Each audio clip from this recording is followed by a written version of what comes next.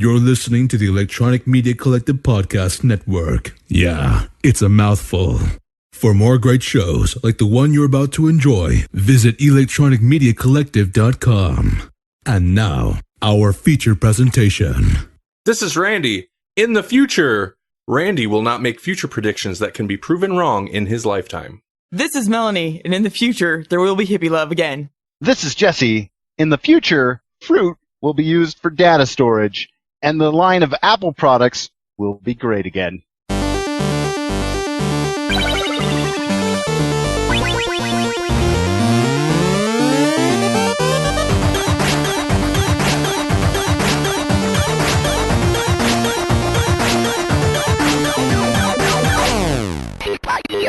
Some time ago, this is many years, I read an article where they were figuring out how to store data on rat brain tissue.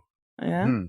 I recently read something that sperms have 72 point something megabytes of information on them, in them. I mean, Really? yeah. It's really creepy when you put it into like a quantifiable measurement that I have concept of. Yeah. Yeah. That's like an MP3 album right there. Yep. That's half of a person. That's half a person. That's a really short video. So we're all like double albums. Yeah. Some of us.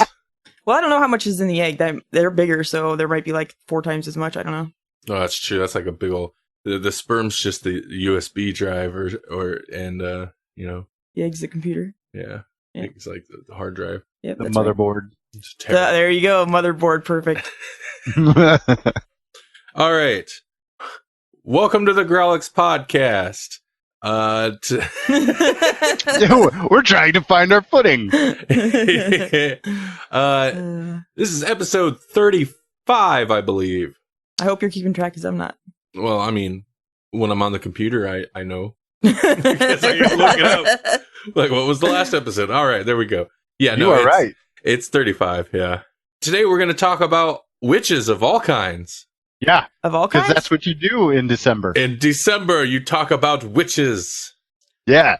Because we're going to talk about Wytches, the comic book series, and we finally figured out why we didn't care about Suicide Squad. Yeah.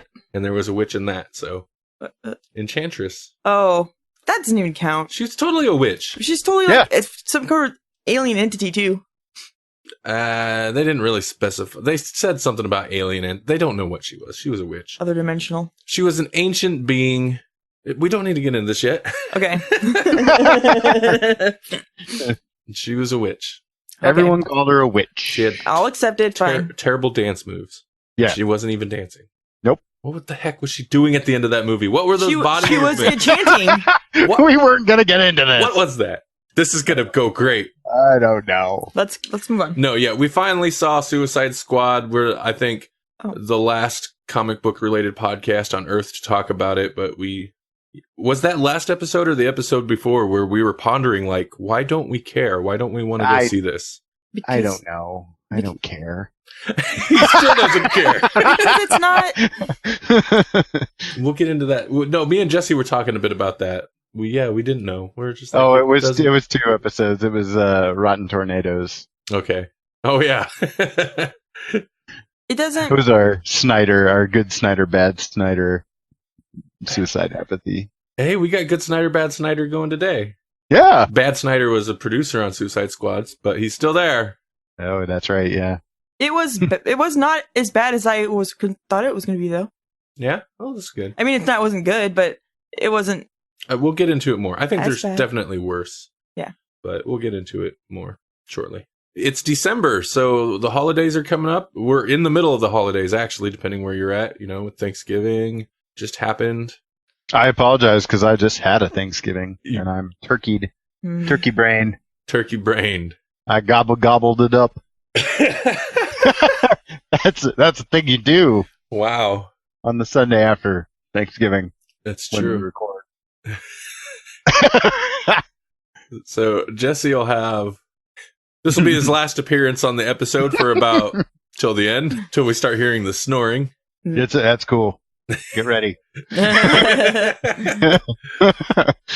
I don't have a lot of in-house stuff. I guess we'll do the usual thing that I said we're not going to do anymore and welcome the new podcasts that joined our podcast network with us, but we just have one this month, and they're a cool show, so I want to give them a shout out. If you like us, you'll like them too. So, the Awesome Sunday Show, but they talk about movies and comics and similar to us, but less focused strictly on comics, more focused on a wide variety of stuff. Like a couple recent episodes, they did an episode on their favorite comedies.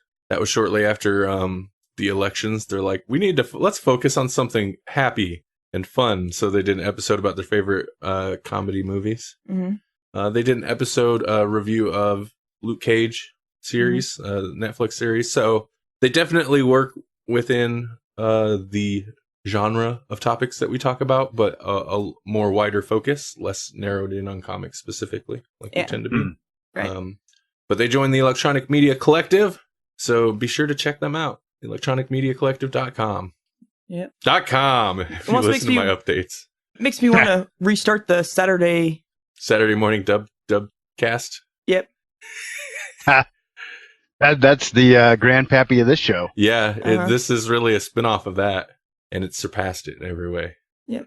That was a rough show at times. Lots of times. But it was more, whatever. It was exactly whatever. That was its purpose, to be whatever. Yeah. Except I kept trying to shoehorn weird news into it for some reason. I don't know. I did. I kept Super trying to... topical. And people kept trying to get me to tell stories, and I was like, no, you've heard this story. I'm not telling it again.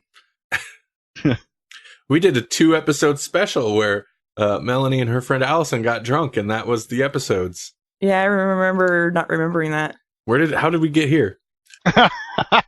We were talking about somebody else's show. Yeah. The Awesome Sunday Show. That's all I got for shout outs. Yeah, I need to fight the urge to fill. Yes, you do. Like I am now. Stop it. Okay, so content. It's content. Are you fooled yet? It's content.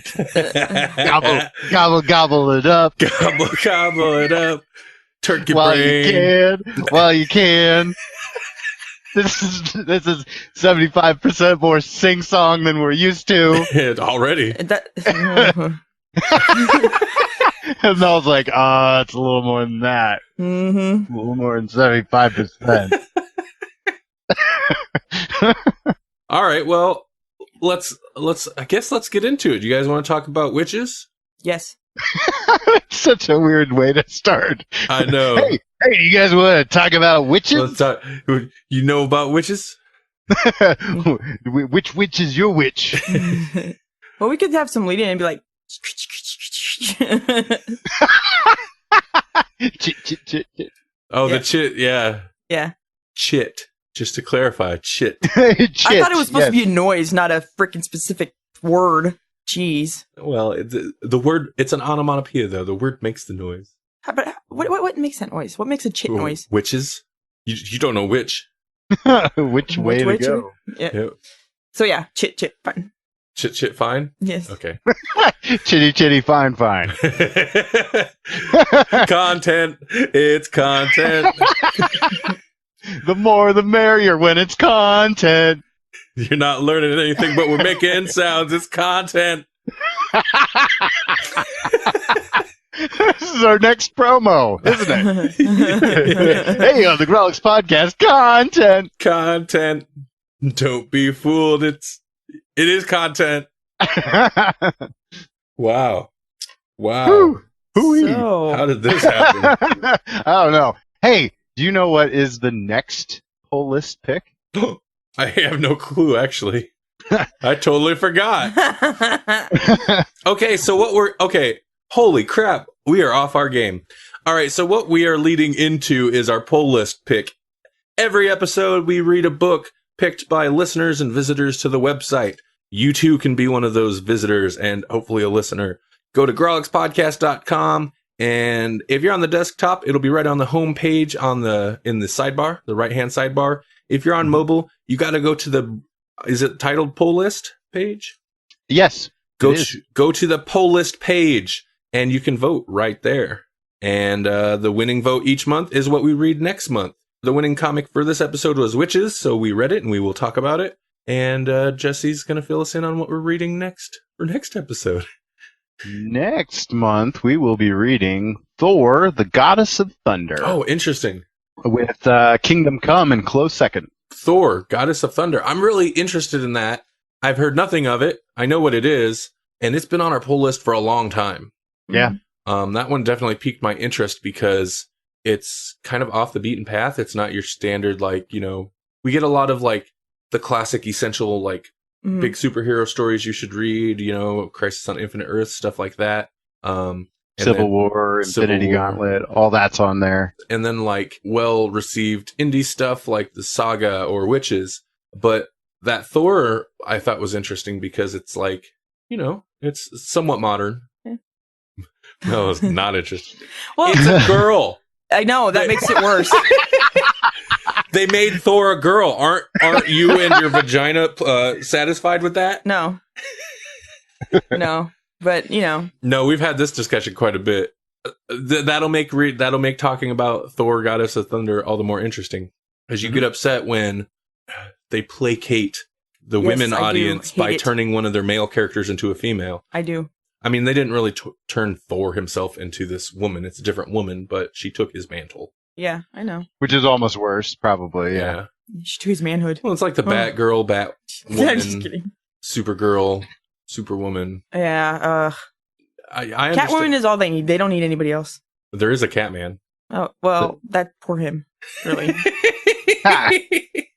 Actually, I think he predates Catwoman, doesn't he? I don't know. I'm not sure. Still, poor him. He's a pretty old character. She's the one that took off, that's for sure. Yeah, oh yeah. That's because a cat should be a woman.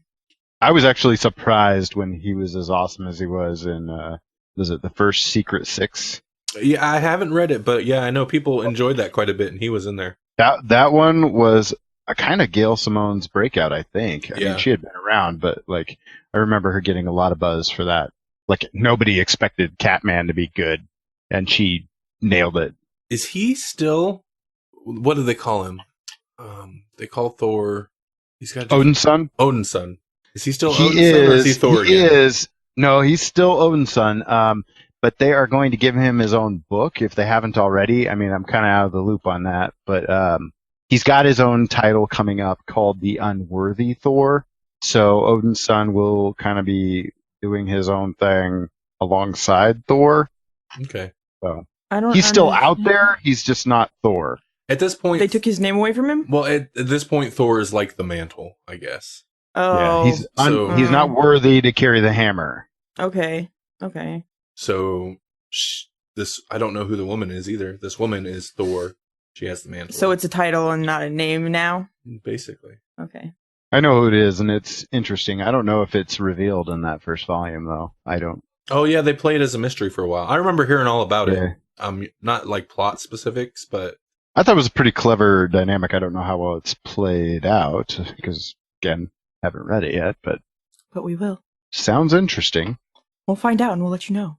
Yeah. Stay tuned to see if we think a comic that's over 5 years old actually hit it. All right.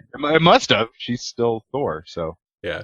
It is pretty... It's not quite that old yet, but... Oh. it's because it was fairly recent when it was added to the list, but it has been on the list since, like, Grawlix Year 1. Hey guys, it's the Zigman and Zach Tagus, and when you finish it up listening to this great podcast, make sure you head on over and check out Shotgun Wrestling Radio. That's right, we're new to the EMC Podcast Network. Over at Shotgun Wrestling Radio, we give you the latest news in professional wrestling. That's right, we cover WWE, Ring of Honor, Impact Wrestling, and more. Want to know what's going on in the events in the Iowa Independent scene? We cover that too with our Pro Wrestling Calendar. That's right, Zigman. Not only do we cover that, but we also have a wide variety of interviews with pro wrestlers, both past and present. All our interviews can be found on our Facebook page, facebook.com/Shotgun Radio and the number 1. We hope you'll take the time to give us a listen, and remember to give us a like and follow on Twitter and Facebook at Shotgun Radio and the number 1. Wytches. We read numbers 1 through 6. It's volume 1. It's all that's out there currently. Written by Scott Snyder, illustrated by Jock. I have more information about these people than I usually do. Scott Snyder, we know. You guys know who he is. We know who he is. We've read quite a bit of his stuff on the show already. He's a Batman guy. He's a Batman man. Yeah. Illustrated by Jock, who has also worked with Snyder before on his Detective Comics run. which he was nominated for. Jock was nominated for the Stan Lee something Comics Award for Best Artist that year. So they gave him an artist award named after a writer. Yep. You know, it's Stan Lee. Awesome. He's the token comics guy. Yeah. Yeah. It's a name everybody knows. Jock's done a lot of work on Dredd, Judge Dredd books, Ooh. as well as various DC stuff. He did a lot of work on the Losers run from 2003 to 2006, I think. He did Green Arrow Year One, which I read not long ago myself just for fun. It was good. I liked his art. He also does a lot of movie concept art and promotional art. He was the principal concept designer on Dredd, the movie, the good one. Oh, yeah, good. And the color by Matt Hollingsworth. I have some words for Matt later. He's done a bunch of work. In 1997, he won the Best Colorist Eisner Award for his work on Preacher, Death, The Time of Your Life, which was a Neil Gaiman book, and Challengers of the Unknown. He's been nominated for a whole bunch of different stuff as well. Wytches was released by Image Comics. The first issue was released October 8th, 2014. I remember seeing it in the store, and I was like, hey, I want to read this. There's only 6 issues out, though it is classified as an ongoing. Snyder and Jock are reportedly working on the second arc right now. Right. As of like a month or so ago, Jock had said at some convention that him and Snyder were getting together and working on it again. And this is also something I want to mention that I kind of want to talk about a little bit later when we're discussing it. Plan B Entertainment, which is a film production entertainment company owned by Brad Pitt, bought the rights to the series a week after issue number 1 hit the shelves.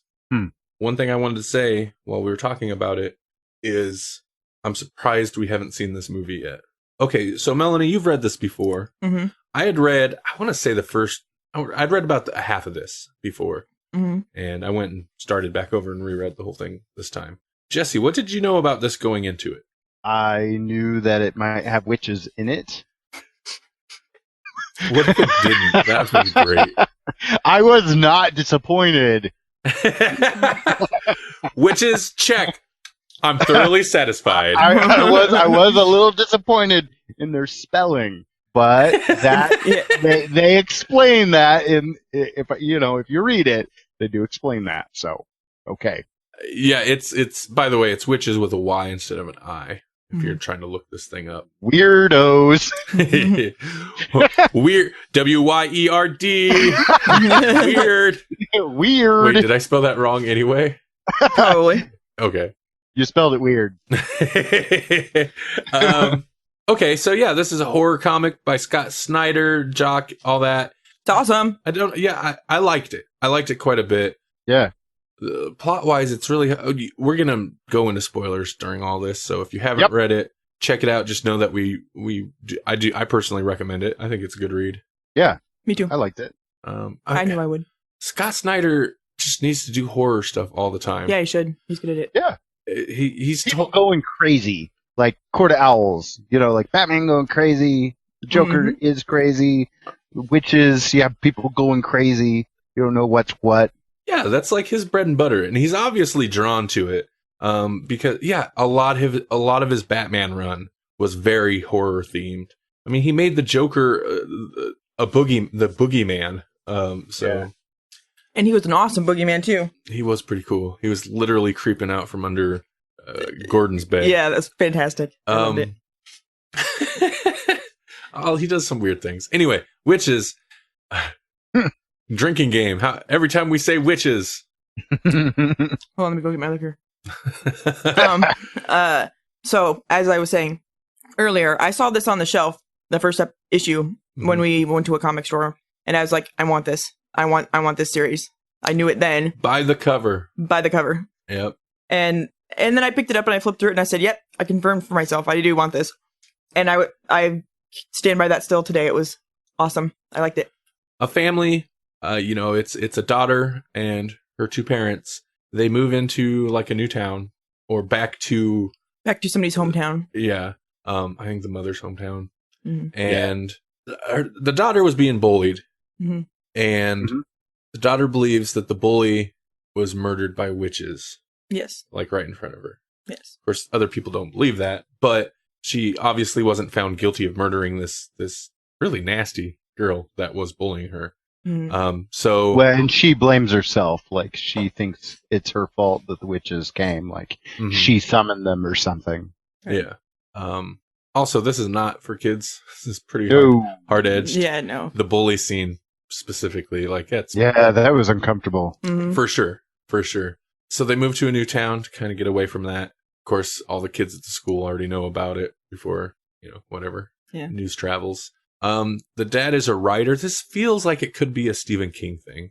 The dad is a writer, has had alcohol problems in the past. The mother is in a wheelchair. She was in an accident. She's a doctor, isn't she? Yeah, she's a doctor of some kind. And that's like, that's the whole setup. And then witches. I don't know how they could have better like set up the whole backstory of like these witches. Mm-hmm. That was the one thing that felt a little clumsy to me, is they've got this crazy bald lady character that attacks the husband at one point. Turns out, again, this is full spoilers here, she's basically a witch hunter. Mm-hmm. She does not seem glorious at all in this book. No. She looked diseased and sickly, and anyway. Had a peg leg. She did. She like hits him with a peg leg.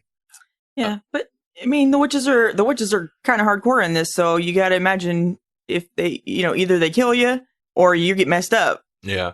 So. But she pretty much spills all of the exposition about all the backstory about these witches. Mm-hmm. Well, my issue is it's an info dump.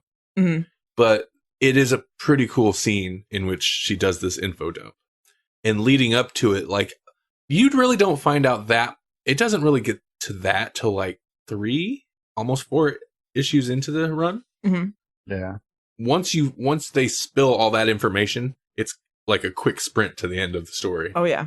Well, before that, it's all just a bunch of like weirdness, like a deer puking to death in their living room, or mm-hmm. And all these things where you're like, was that a dream or did that happen? Kind of a situation. Well, and the girl keeps seeing things out in the woods, and thinks she's seeing the bully that was murdered, or that was killed, like a witch version of her or something, like poking out of trees. And then she gets she gets attacked or bitten by something, and she gets a boil on her neck. Big vagina looking nasty. Did it actually have an eyeball in it, or was that just her? Like, what became of that? It was always there, but they just I think the eyeball thing was just like, I don't know, a fancy art page. Like, was that a cover? Yeah, okay, maybe you're right. Maybe that's where I'm getting it. Was it? That it was. Really... Oh no, I think that was the last page. I think you're right. Like he comes in, he's like, "Oh my god," and then there it is, like an eyeball. I do want to jump back and touch on that opening scene the pledged is pledged opening thing. It is a great way to open a story because this woman is stuck in a tree looking out the knothole, and like her nose is gone and stuff already. Yeah. And then it's like she gets bashed in the head by her son, I'm guessing, a little boy. Yeah. Yeah.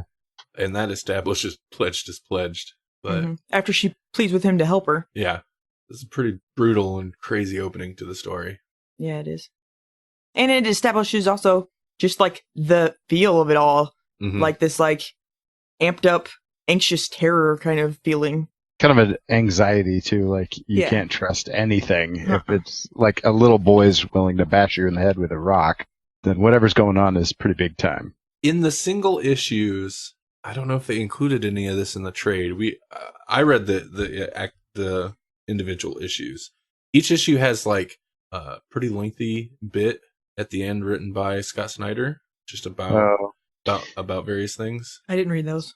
I didn't either, because they were at the end of the trade, because I've got the Humble Bundle version, and then they put like all the little ending pieces like at the end of the whole volume. From some of that stuff, and also from little bits I remember him talking about in interviews when this was coming out, a lot of what kind of inspired the themes behind this are like basically exploring like horrific ideas related to being a father and his family and stuff like that. And you can definitely see that in this story with the little boy bashing the mom and the kind of twist at the end, how that comes out.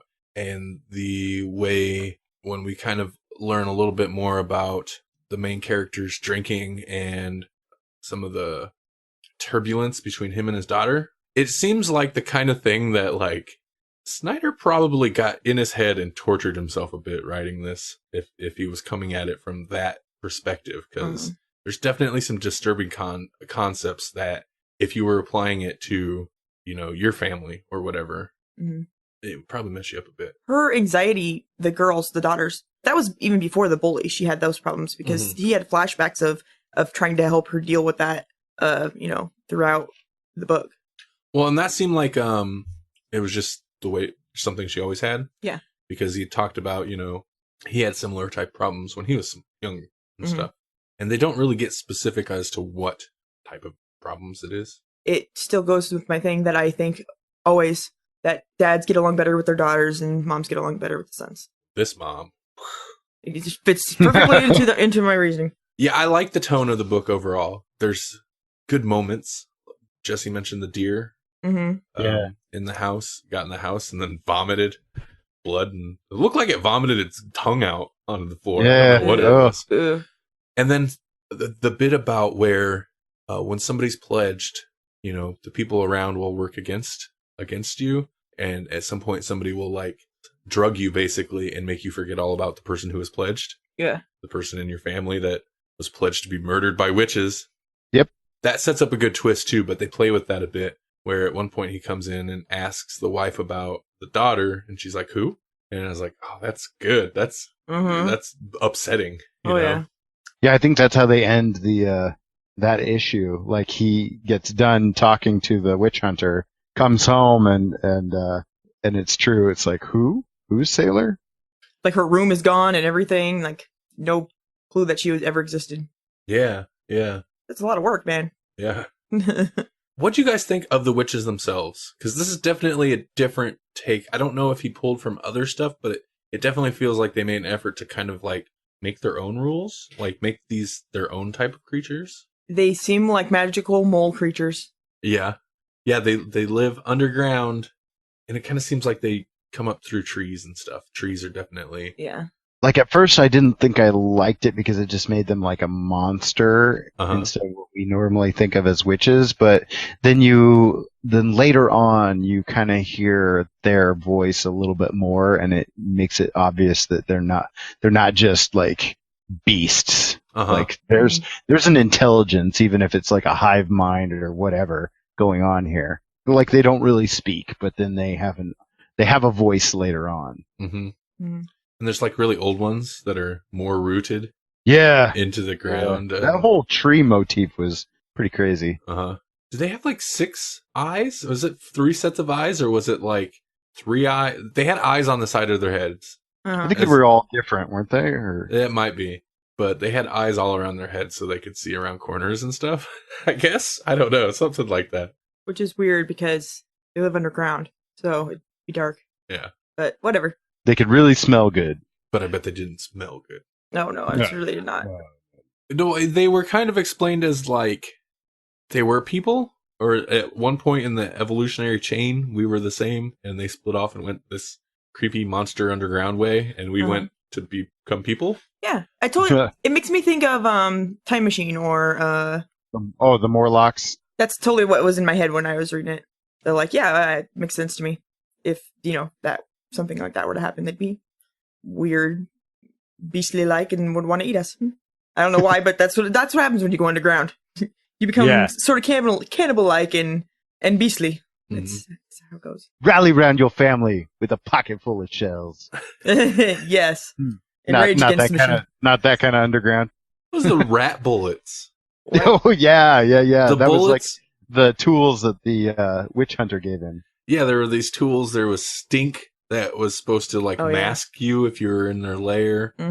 Also, that was another. I'm sidetracking myself even, but that was another thing where so they get Sailor and they put her underground, but like it's like this. It was like a huge area, but it's all heated, so basically you get slow roasted over an extremely long period of time. And there was a pile of a ton of clothes and stuff, but that whole area was huge. You know what that made me think of? Huh? National parks where people go missing all the time. Yeah. Is that that was a Hansel and Gretel reference too, wasn't it? It kind of seems that way. Didn't they tie it back somehow? I'm maybe I'm mixing some things up, but it seemed like they were like, and that's how we got Hansel and Gretel. Oh, maybe. I don't know. Maybe I'm thinking of something else. It seems like they should have if they didn't. Mm-hmm. But yeah, rat bullets. Yeah, which are like bullets. bullets with some type of animal protein in it that hurts them or something. Weird. Yeah, it doesn't really like kill them, but the one lackey basically says, "Oh yeah, that'll sting." Let's toss some rat at him. That was another thing. The lackey was also kind of another info dump. I like that scene, and it kind of like, because when you make a deal with the witches, you get something in return. They get something in return. They take somebody, but you get eternal life or this or that or riches or whatever. You get something. I don't know that eternal life really, but Well, yeah, something though. yeah. And this guy took like took a shot to the face, and he come back later. So it's pretty powerful, whatever they give you. Yeah. Magic. But he also kind of like, after you got the info dump from the one lady, this guy who's working with the witches gives you kind of a very like villain monologue, like, I'm just going to give you all this information because it doesn't matter anyway because you're going to die. Yeah. Like info dump. But that was a kind of a fun scene though. And then she like just hangs herself, right? Yeah.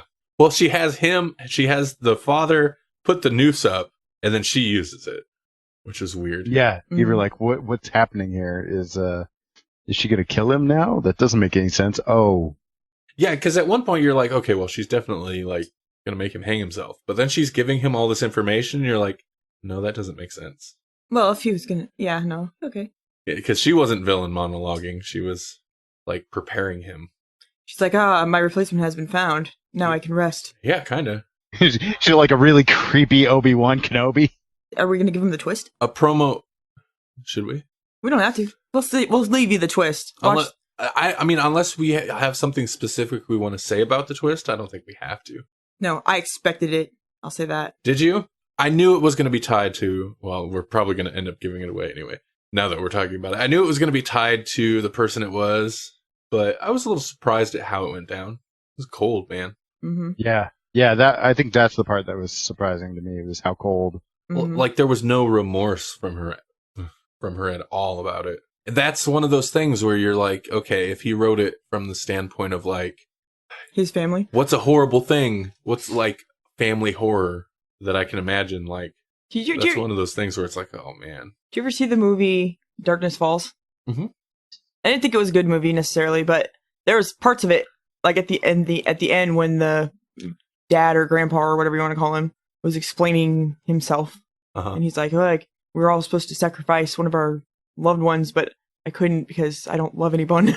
And I was like, oh, that's such a messed up reason for the whole thing not to have happened. Yeah, I like that movie. I like the end quite a bit. I think it's worth a watch. I don't think people generally like Darkness Falls, but I thought it was worth a watch. Yeah, I mean, I didn't think it was bad, but it's not something you're going to rewatch over and over. Yeah. Yeah, how do we wrap this up without well, I did want to away the twist? Yeah, I know. I think we kind of have a little bit, but let's just say it's a great book. There's lots of uncomfortable moments, and they're glorious. Pretty crazy cliffhanger. I mean, like, yeah, for sure. Kind of you're definitely left wondering, like, there could, this could be the end, or there's supposed to be another arc.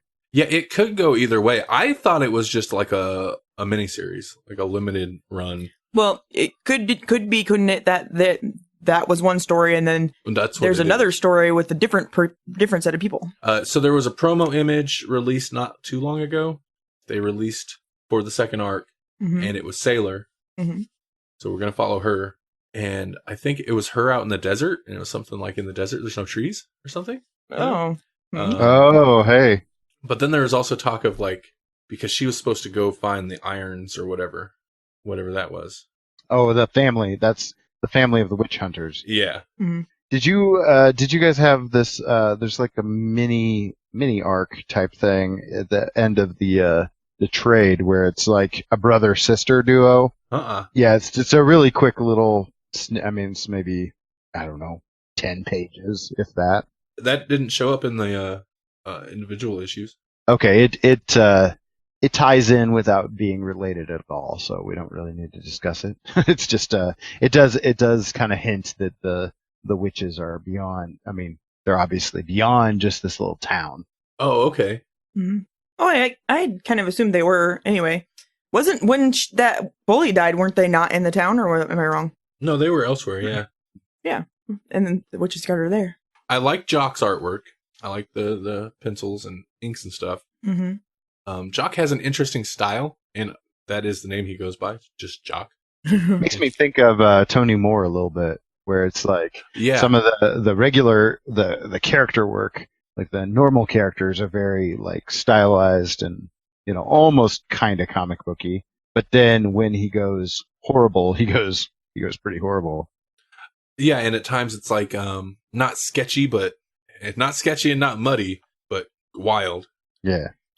Jaggy. I don't know. Yeah, it can get very, very stylized, and yeah, the gore and stuff is gory. The main problem I have with this book, and I know I said it was the info dump. It's not the info dump. That's the main issue I kind of have with the story.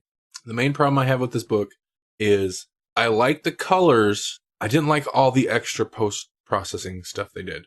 Like the paint splats and the blood splats. Yeah. Yeah, and in the back of some of the issues, there was kind of like cool, like, here's a page, what it looked like, pencils, then it's inked, then it's colored, and then the post effects are added. The color work looked good. Mm-hmm. The post stuff, I didn't like it for the most part. The idea of it's fine, but it just was like, seemed overboard sometimes. It was too much. Yeah. Mm-hmm. It was distracting. I remember noticing it, and that meant that I was taken out of it. Rather than noticing it and admiring it, I was like, huh, kind of thing. And I did like step away from the story for a second. Exactly. I was going to say it was distracting. Yeah. And I like the idea of like, because it, adds kind of a mixed media, because a lot of it, the paint splatters and the water paints and the different stuff were like, actual, like he did all that and then scanned it and layered with Photoshop and stuff.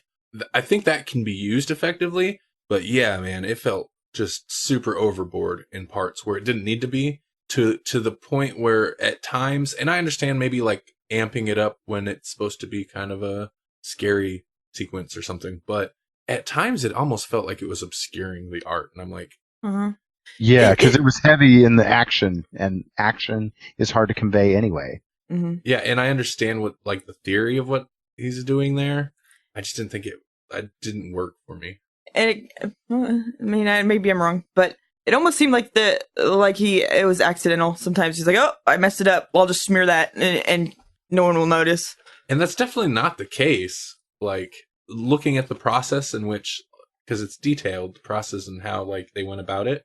And that was another thing where I got to the end of one of the issues and they had like breakdown of the process, and it kind of irritated me more because the colors before the post stuff was added, the page looked great. I was like, that's what I want to read, man. Yeah. Scale back some of this other stuff. Take the opacity down about 50%. Right. Other than that, I liked it. I just thought it was so heavy on the splatter stuff and the extra grunging it up. Yeah. It's one of those things where it's like, thank goodness that we have these indie books. But on the other hand, the indie books don't necessarily have the same heavy hand in editing that other mainstream titles have. And it's both a blessing and a burden, because in this case, someone could have said, maybe dial that back a smidge. Well, and that's exactly it. Dial it back. Like, he doesn't have to take it off all the way. I just think a little much. Yeah. If I could buy the book without it, I totally would. Oh yeah. Look at Director's Cut or yeah. I don't know, just a variant. I mean, we've already said we liked it and we recommend it. Mm-hmm. I'm not sure what else to say about it. It was good. I was glad when it popped up on our list. And good Snyder is still good Snyder. Mm-hmm. Yeah, exactly. I would say it's better than the movie of the same title. Oh yeah, I was going to ask about that, because at first I was like, is there a movie about this? And then I looked into it a little bit more. I was like, oh no, they have movie rights, but they haven't made it yet. Yeah, that was the other thing. Reading through this before I looked into the movie rights, I was like, how is this not a movie yet? I don't know. It could be a movie so easily that I'm surprised it's not. And I think if handled well, the plot in this, the way it's laid out, is as such that I think you could follow it with minimal to no changes, and I think it'd be a good movie. Yeah, me too. Not that it has to be. It's just it feels so much like it could be. Yeah. Yeah. It's like there's just certain things you read and it plays out in your head just like a movie. Mm-hmm. And this one does. I mean, and there's others that I know. There's other things we've read that I've said it's like watching a TV show. Curious if that'll actually get produced, because if you compare this to something like World War Z, and that company's produced a lot of other movies. You know, they also did 12 Years a Slave and stuff like that. So it's not just like pop culture, poppy movies they do, but stuff like that, especially 12 Years a Slave. That's kind of the kind of movie that they know is gonna like do well at the Oscars. And World War Z it was a big movie with kind of mass appeal. It's more of an action thing than a horror thing. Right. I don't know that Wytches has the kind of appeal those movies do. But you don't necessarily have to spend a lot of money on it. Well, yeah, but it just depends what kind of movies they like to do. Like, this isn't going to be a big mass market movie. It'd be a horror movie. Yeah, but if they put it out at the right time of year, I think it could be a successful horror movie for sure. Well, and so, you know, like I'm careful about the praise that I give Brad Pitt, but I can see him playing the dad. Yeah. I could too. I like Brad Pitt. I do too. He's good. I think for the most part, I mean, he's more than just a pretty face. Yeah. He's done movies that I don't care for, and he's done some not great movies. Well, he's got some movies that I really like though too, and that's why I'm like I'm careful about the praise I give him, but I could see him doing this well. You can tell he's the kind of actor that for a long time now has been able to pick and choose his parts, and he's for the most part has good taste. And I like when he plays crazy. Yeah. I just like Brad Pitt crazy. Yeah, that's pretty much the Brad Pitt I want to see now. Is crazy Brad Pitt. Fight Club Brad Pitt meets I don't even know. 12 Monkeys Brad Pitt. Oh, 12 Monkeys Brad Pitt. I love 12 Monkeys. That's like the extreme. That's like my favorite Brad Pitt. Me too. There. Yeah, it's pretty good. With the eyeball. Ooh. Brad Pitt, make this movie. Make it good. Yep, even if you're not in it. There'd even be an action sequence where they're trying to escape the witches. Oh yeah, it would be an action sequence. They'd CGI the witches anyway. Yeah, maybe not. Maybe they'd make witches suits. Just keep them dark. Keep it dark in there. Don't let them dance. They don't need to dance. Keep it dark. They can pile on each other a little bit. No skybeam, blue beam sky holes. That's a good segue. Hey everybody, it's DJ Johnny Rock, and I want to let you guys know you got to tune into this great podcast on the EMC Podcast Network. It's called Doctor Who Dark Journey. It's one of my favorite audio dramas. In fact, I'm here with the writer, creator, and star of Doctor Who Dark Journey, Andrew Chompers. Yo, what's up? I'm fine, thank you. It's a pleasure to be here with you. I hope you don't mind. I came to visit your work, and is that cool? Is that all right? Yeah, well... You got time, right? Yeah, well, I do now. Yeah, I'm basically imprisoned, but I'm fine. Yeah, so I wanted to say, you know what? Thank you for everything that you do for Doctor Who and for fandom, and bringing together Doctor Who and Sherlock Holmes. I love it. I love your audio drama. Can I be in the next one? We can discuss that at a later date. And Neil, too. He wants, like, a small part. Well, he can be, like, a guy on the street or something who shouts out, "Hey, Doctor Who!" or whatever. Yeah, it's the Doctor. Hey, Doctor Who! He wouldn't shout out, "Stop stealing the money with the sonic screwdriver." Remember when you did that? You put the sonic screwdriver on all the money. First of all, he's shot out. He's called the Doctor. He's not called Doctor Who. So he would shout out the Doctor. I've seen the War Machine, so stop. I have to disagree. Yeah, well, I know, but he's not. We classify that as that's what they say, right? An anomaly. Yeah, but that's normally we do that. We call it the Doctor. So you're the Dark Journey Doctor, right? Yeah. Okay. Tricky. This is a hard question for you. Okay. Yeah. Peter Cushing or Rowan Atkinson, favorite Doctor? I would pick. I know it's hard. Yeah, well, I would probably say Vincent Price. I don't think I saw any of his. Were they in black and white? Yeah, they had a stake. Did they find those in Africa? They were after those? They got those. They were actually found tapes? in Aberdeen, Scotland. Really? Yeah. It was very, very good. There was just a crate of them lying there, and they thought it was filled with shortbread. Yeah. And they just went to get a wee bit of shortbread, and they found all these episodes, which was nice. Yeah. Are they going to colorize them? I don't like to bring race into this. You know, Yeah. But I would hope so eventually. Yeah. You got to be careful these days. You No, never you know. don't want to do anything. Yeah. No, you don't want to do anything too controversial. So we just burned them. Okay, so good. That's it. You know, Neil and I sometimes do the same thing with drinking in the park, which also airs on the EMC Podcast Network. It does, and I love that show. You do? I love it. You know why I love that show? Why do you love it? Because I'm not really on it, so I don't get accosted like this. You have to go back to work now? Yeah, and when you mention the fact that I have to work, I'm kind of creating this thing that I'm an actor. Oh, right. Yeah, You know. Do you have to go back into your trailer now, Mr. Chompers? Yeah, I do. I think I hear makeup calling for you. That's the manager of the dollar store, but I just... Mr. Chompers, the makeup! That was them. Yeah, totally. because I'm doing a lot of doing a lot of touring and stuff like that. Are you going to be in the EMC parade next week? The Christmas parade? I'm going to be in the parade. Nice. Well, maybe I have to work nights in the warehouse, but don't. No, but I can still. I know what I can still do it. What are you doing? I don't know. I'll just phone in. So. It's a good idea. I do that all the time. When I gotta do something important, or I have like something I don't feel like going to work, I just phone in sick. I'm like, forget it. Yeah, forget it. Oh, I think my kidney hurts. Something like that. That reminds me. Neil said you're looking for a job at the moment. Yeah, I am. Yeah, and a new kidney. Yeah, the guy being available. And a new kidney. Well, I told you, don't drive around Markham. You know what I mean? Okay. There's a lot of traffickers there. Yeah. Okay. Yeah. So thanks for listening to the EMC Podcast Network. Be Always sure a pleasure. to check out, not you. Oh, okay. Be sure to check out Doctor Who Dark Journey. Yeah. Only Dark Journey. On the EM. What are you doing? I'm just doing a little bit of your What do you mean? You know. What shtick? DJ Johnny Rock, Doctor Who Dark Journey. That's not shtick, that's no, me. That sounds a bit German. Check out Doctor Who Dark Journey. Right on? Right on. Check out Doctor Who Dark Journey I just said that. Okay. I just said that. What he said. EMC. EMC. Squared. It's like the formula. Yeah, but E equals MC? I don't think they're doing. I don't think I'm marketing. So I it that didn't. I way. should have said that. No, you shouldn't have said that. I'm sorry. No, you're making a lot of work for these guys. I'm making a lot. They're working hard, putting out our podcasts every week and pumping them out and stuff. And I'm the artwork, and then you're misquoting the brand. Like you don't know what the brand is. I know. I'm sorry. Okay. Yeah, it's okay. I really pity the person who's going to edit this. Good luck with that. Yeah, exactly. It's a nightmare. Yeah. Yeah. All right, so let's talk about Suicide Squad. Let's do it. Now, here's our preamble. We talked about it a little bit earlier in the episode. Me and Jesse, and 2 episodes ago, we decided...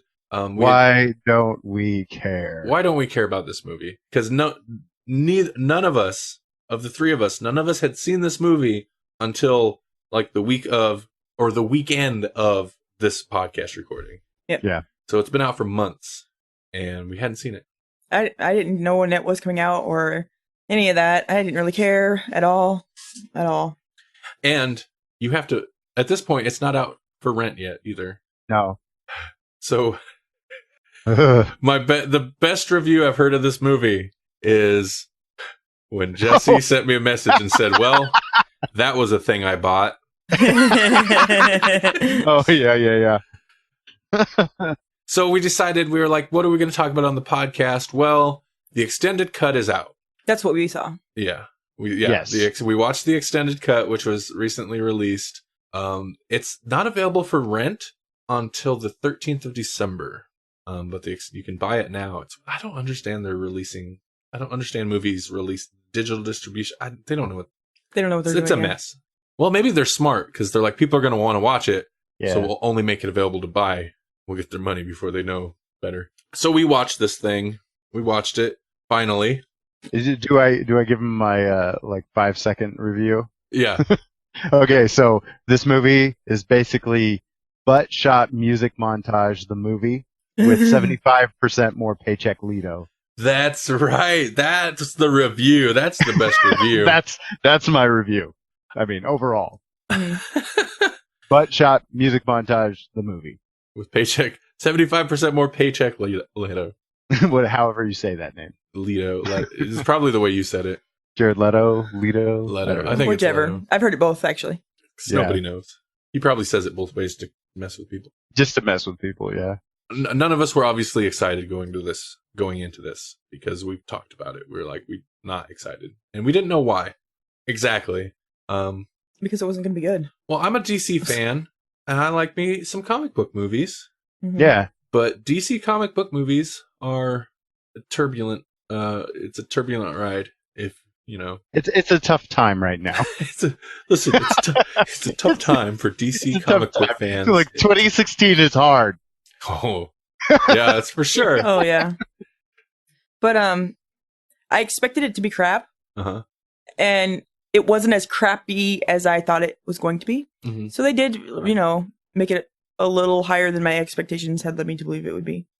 Yeah, I would say it's exactly what I thought it was going to be. Yeah? Like, to a T. Now, I'd heard some things, like, I'm on the internet a lot, and I'm listening, at a certain point, I can't avoid spoilers and stuff like that. So there's certain aspects that I wasn't surprised about just because I'd heard a bunch of things. Mm-hmm. But just, I don't know. We haven't seen the theatrical cut, obviously. Mm-hmm. Yeah. I would say I was surprised about that. Like, I heard people just were, like, insanely mad about the lack of Joker. And having watched the extended edition, I don't know what they're so mad about in that department. I thought there was a little too much Joker. It's not a freaking Joker movie. It's a Suicide Squad movie. But right. I think that they probably, like, this extended edition, I kind of thought, maybe they could have cut a little bit of this Joker stuff out. And that's what they did. There was more Joker than I expected, and that must be, the extended edition stuff. Yeah. That's a big selling point for people, though. They know Joker. That's part of what brought them in. They don't know these other characters. Harley Quinn, maybe, but that's... When you really can't intro her without him. Yeah. Yeah, but it basically, and I kind of liked their bit more than a lot of the other stuff. Mm-hmm. Her like flashbacky things were kind of cool. I like the vat, her going into the vat of Acme chemicals. That was fun. She did the Nesty plunge, and I thought that was great. But the Nesty plunge. Oh my. Yeah, but that had nothing to do with the story at all, really. And I'm like, why is this movie like half her flashbacks and half Will Smith with faces, making faces and thinking about things. Sweaty thinking. Yeah, and I guess he had some flashbacks too, but sweaty thinking. That's Will Smith sweaty thinking. Sweaty thinking. Yeah. And then the racist Killer Croc guy. I mean, not racist, but racial stereotyped. Everyone was a racial stereotype. Yeah. I'm kind of surprised I haven't heard more about that, just because people are super sensitive to it. Mm-hmm. But yeah, all of them. Mm-hmm. And why? I think some characters are hard to avoid if you're going to include them. The Boomerang, is it Captain Boomerang? Yeah, Captain Boomerang. And I was exactly thinking of him. Yeah. And Katana, and there's just certain characters that are hard to avoid that. Mm-hmm. I felt like he was pretty over the top for an Australian, and he's Australian. He was like, what?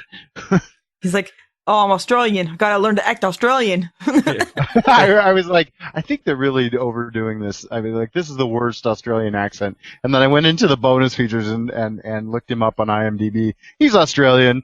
That wasn't a bad one. That was, it was bad, but it wasn't because he wasn't authentic. It was. He's a bad actor.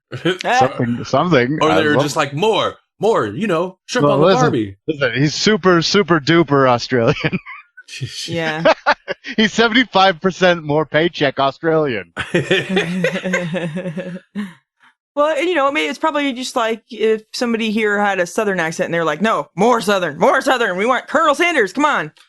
It's got to be Gone with the Wind Southern. Yeah. I don't think it's the worst superhero movie. No. There's definitely worse, but I was still kind of disappointed. Mm-hmm. Because what disappoints me is, DC, the Warner Brothers seems like they felt like they had to make a point of not doing it the way Marvel did, which was the smart way that Marvel did it the smart way. We're going to give a character their own movie, and then... That's what they're doing with their heroes, not the bad guys. Well, DC, they got to do everything backwards. They start with smaller movies, and then they do the team movies. Mm-hmm. And after, Man of Steel, I think, was just kind of their like dipping a toe in, be like, well, can we make money off our superhero properties? And it did well. And so they were like, we're not going to do it like Marvel. We're going to start with the teams and then do the solo movies. But it doesn't work because they feel they have to ham fist all these characters in there. And it just seems unnecessary. you don't connect to him. Yeah, I mean, like you connect. Who did you connect to the most in this movie? The two, maybe the two characters that got the most backstory, and that would have been Harley Quinn and Deadshot, if you connected with Deadshot at all. Yeah. Mm-hmm.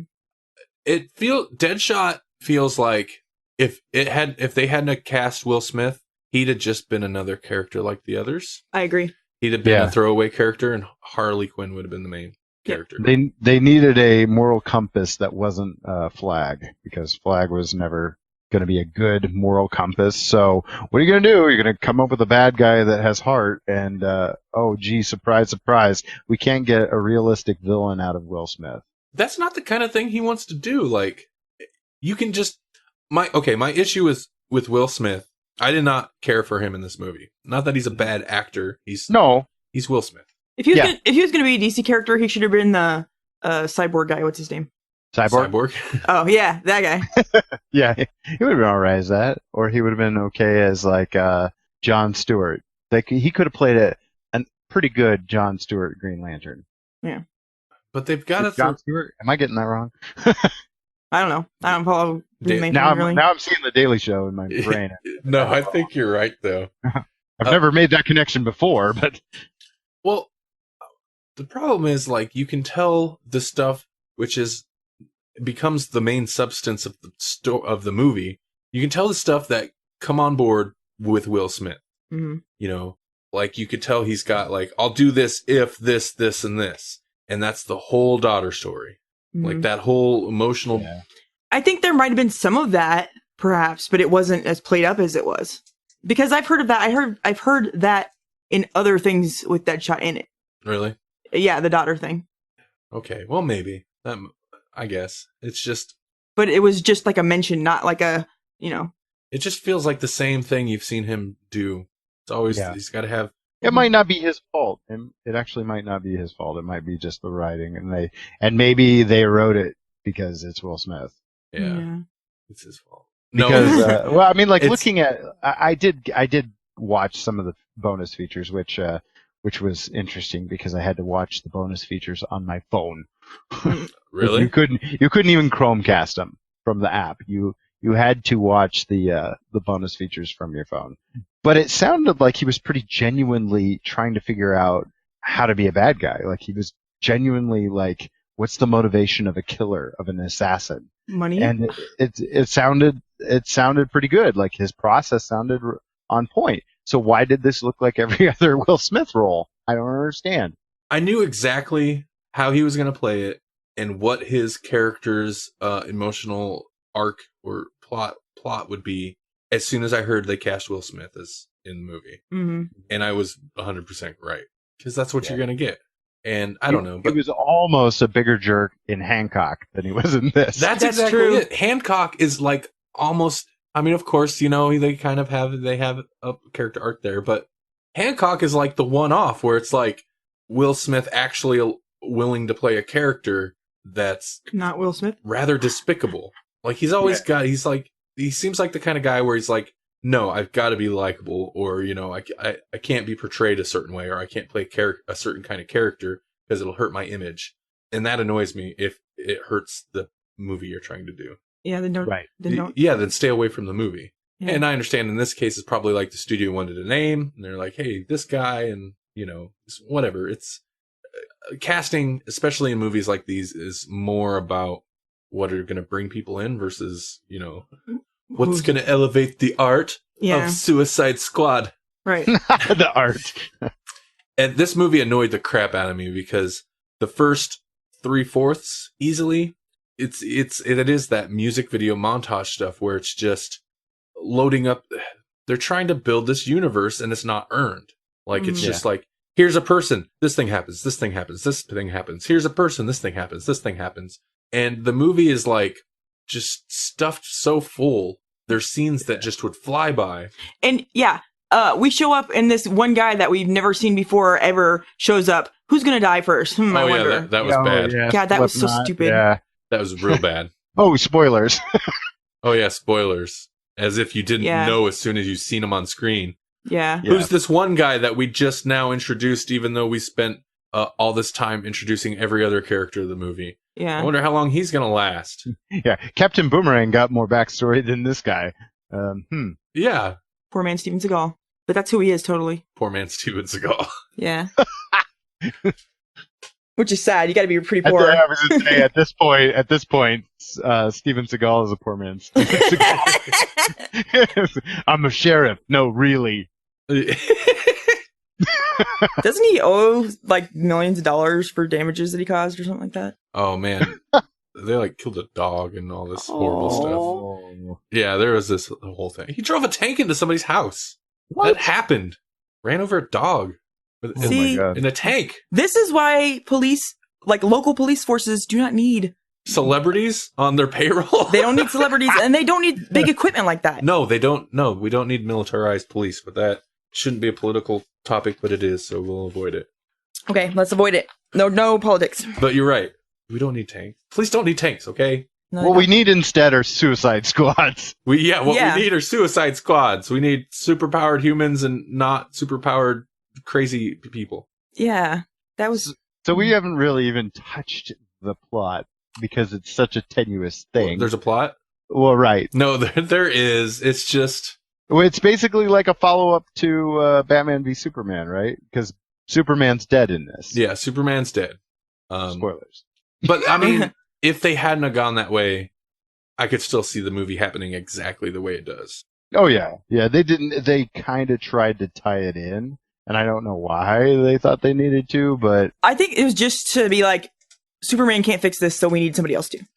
That's the only reason they brought it up. I don't even know, because, like, this is like a potentially world-destroying event, and where's Flash? Where's Wonder Woman? Where's Batman? You did see Flash for a second. And that's the worst part, is we do see Flash, and he's Batman found in this.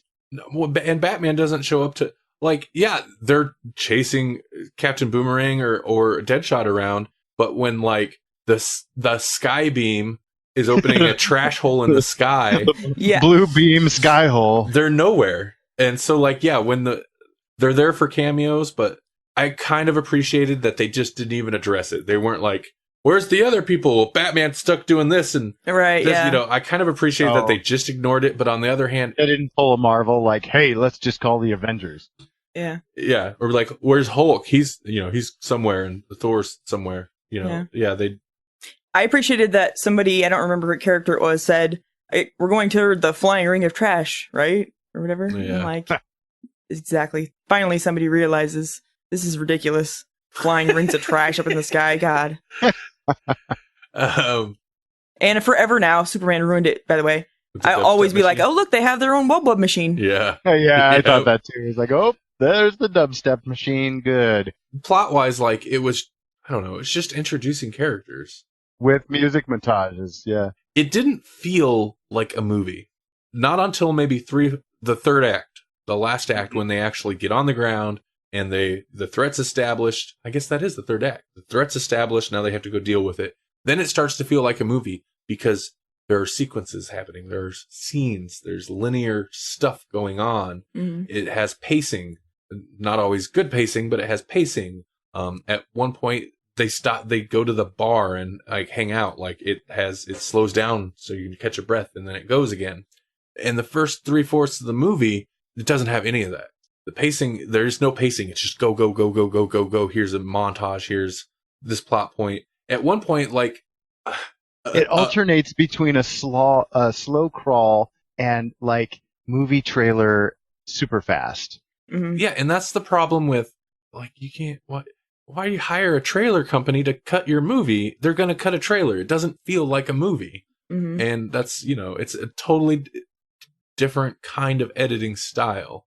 And that's totally a result. You can tell that's a result of test screenings and like them feeling like it needs to be faster. It needs to be faster. It needs to be more fun. It needs to be flashy, instead of like, let's introduce characters and then give you any reason to care about these characters. Mm-hmm. I guess they did touch on it a little bit, but I didn't like the whole handling of the Diablo character at all. Ooh. Oh yeah, he was barely a character. Mm-hmm. Yeah. He was he's an overpowered character. He's OP. Yeah. And so they had to give him a reason not to use his powers till a part way in the movie. Otherwise, they'd have no threat, up to that point. How did Killer Croc not die? He was underwater. Yeah, but they exploded the floor. He wasn't right next to the bomb. Yeah, that one guy was, though. He died, huh? Oh, yeah. He was Banksy. They totally Banksy'd that. He's like, I'm going to cock back, slow motion, you can see it. Banksy shot. Boom. Yeah. This whole thing was shot in Canada, so it's Roman Podcast's fault. Oh, yeah, we blame them. They didn't stop it. How could you? They could have done something. They're DC guys. Robert's a DC guy. Yeah. He knew this thing was coming. You should at least warn us. Yeah. So the witch now, though. Oh, yeah. Please. Oh, the witch. A problem that was... The plot, right. The problem that was created by the person putting together the group. The team. Yeah. Which, and there's several things here. First of all, she is an alien of some entity of some nature. They said it. I know they did. I remember it. And the little splishes that her brother makes when he explodes stuff look alien. So that just backs me up. Okay. And then, if they could just phase through and grab the little sarcophagus statue thing that her brother was housed in, how could she not do the same thing for her heart? Oh, I know. Yeah. Well, and she would just disappear and come back with, the little test to prove to the government agency that she would be useful. She just disappeared and showed back up with, foreign countries' secrets. And, it was instantaneous. Even when she finally broke free, she took over the one chick's body while she was sleeping, disappeared, did a bunch of stuff, but then came back and didn't use that opportunity to escape. She disappeared, did a bunch of stuff, came back, and then allowed herself to be back in custody and escape at a different time. It's one of those things where, because she had to give her brother time to gain enough power that he could help her when the chick voodoo stabbed her heart. Okay, well, at least there's that excuse. And I think they were confused about what nationality they were supposed to be. Their whole voodoo, their sorcery. Yeah. Because it seemed to be from several different places. Including outer space. Yes. Alien. Same place, different time. I kept thinking, because then they make their own little army or whatever. And it's funny because when the X-Men Apocalypse movie came out, everybody was like, oh my god, Apocalypse looks so bad. He looks like Ivan Ooze from the Power Rangers movie. Mm-hmm. And then in this movie, they actually have goop creatures. So yeah. They actually have Ivan Ooze's powers. Who won the battle of worst Ivan Ooze image? I don't know. I must say, there were two things I liked about this. It were those, Batman. It was the, kinda. I don't know. It felt weird having Batman in here. It felt, yeah, and it felt like Batman was slumming it when he showed up in this movie. It did, and Batman was Nick Fury for this movie. It seemed like a time, like a weird time for him to do what he did. I don't know that he would come in and try to arrest that guy in front of his kid. That doesn't seem like a very Batman thing. No, yeah, that's true. But I don't know. That's true because that would potentially endanger the child. Yeah. And yeah, good point. I thought that was weird too, but I like those creatures, the goop creatures. You do? They look good. I kind of did like them. I was surprised by them because I hadn't seen them in anything, and I was like, "Oh, those are kind of interesting." I didn't like how shiny their eyeball or whatever the head balls were. The bloobs. I thought it was crazy that the whole Flag's whole little army division guys, they're doing 5 rounds rapid into these creatures, nothing's happening. But as soon as they get through the first line of defense, you can just hit them with a baseball bat. Oh yeah. That whole thing's problematic. Yeah, it is. I also liked the damage that the brother guy did to cars and stuff when he touched it. The weird splash that froze. Yeah, Mm-hmm. Gross looking black spiky destruction splashes with orange glow. Yeah, I thought that was kind of an interesting look. I liked it too. Visually, this movie was fun. There's a lot of fun visuals, but it does feel more like a music montage or a music video than a movie at time. I think the writer and director, David Ayer or whatever. Ayers, yeah. Ayers. I think he was wise to stand by the movie. When it came out and started to get crapped on, I think he was wise to stand by it, even though it's clear from stories that come out and the end product that the studio dipped their hands way down into this thing and had that was kind of an altered thought, but they shoved their fist deep in it. But they had a lot of interference in this. Like there were the reshoots and taking it from the original editor and sending parts to a trailer company. And so obviously this is not exactly what he, what I'm sure he imagined it was going to be. But it was wise of him not to pull a Josh Trank, who did the Fantastic Four, and like blow up and throw a fit and destroy his career over it. Yeah. And maybe it's the case of like this guy like knew what he was getting into and didn't care. He's like, whatever. Either I don't know if he's a jobber type or if he's, just like, I'm just going to write it out. It doesn't matter. But he was wise not to do that. But I really wonder, I kind of wish he had in some respects, because I want to know what they changed versus what he had shot or what he, like how he imagined it to go together. Maybe they'll have one of those sit and watch and talkie ones. Commentary? Yes. Sit and watch and talkie. I was hoping more. I would rather a director's cut than an extended cut. But if parts of his movie are no longer, it's not gone. They don't get rid of anything. Well, they reshot, so I don't know. They did like after the fact reshoots though, so they don't like rewind the tape and record over it. Yeah, no, okay. they pull a second Doctor era BBC. Okay. They just record over the old episodes because who cares? Nobody's gonna want to watch this. No, who would? Yeah. Ooh. Fast forward and Power of the Daleks is going to be a huge thing. Yeah. It'll be huge. Okay, so one thing I want to address, because it's, I don't know, I don't want to call anybody out, but like, it's been said that the Joker Harley dynamic, like the relationship there. What do we think about that? Like, did they do it pretty well? Except that's completely unrealistic because Joker has no emotions and doesn't care for Harley at all. And his teeth are messed up. Sorry. I hate what they did to his teeth. The grill? Yes, it's horrible. But anyway. The grill that I think he changes colors on sometimes. He does. Yeah. They kind of reference that in the bonus features. Apparently there's a point where the Joker does get his teeth bashed in. Yeah, that's true. And so that's kind of what they're referencing, I guess. There was also a point that he got shot in the forehead and had a bullet hole scar for a long time in the comics. Right. So they're picking and choosing what they want to acknowledge in this. I expected to hate it because there was a lot of criticism of how they portrayed Harley in this movie. And I came away realizing that I didn't hate it as much as I thought I was going to hate it. Because I thought that they were just totally rewriting it into she's basically the victim of domestic abuse. And she kind of is, but at the same time, she also kind of chose her roots in this a little more than I was led to believe. I didn't think that they really played her up as somebody, a domestic violence victim at all. And not in the movie. No, it was more like in articles that were coming out. It was like they really made this sound like a really, abusive relationship. And, and he, told her to jump into that vat of stuff. That's not healthy relationship stuff. But you're absolutely right, Jesse. The articles made it sound like it was a terrible, abusive relationship, and that I don't know where they're getting that. Yeah, I didn't either.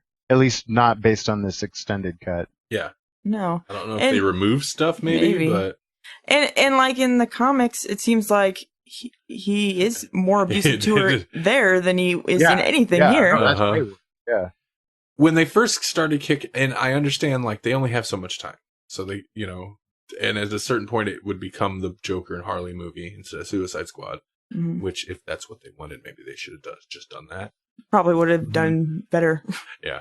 But, so when it first started, I was not thrilled at how fast it jumped to she's just infatuated with him. Because I think of that scenario, the more interesting thing and the thing that I think is more difficult to handle, and we don't see it that much in the comics either, is how does she get to that point? Obviously she's on balance to begin with, but there was no lead up to her being in love with him. She just was. And so I think that would be more interesting if we could see a little bit of that. Yeah, especially because that's what I think about that more. I wonder about that more. And it would have to start off with some kind of fascination at how messed up he is. That, that the curiosity led to an obsession, led to her being in love with him, kind of a thing. I kind of like that he played her and then was just not interested. Mm-hmm. And she just... Yeah, it put the choice in her hand, and that's why I'm kind of having a problem with how everybody was receiving it.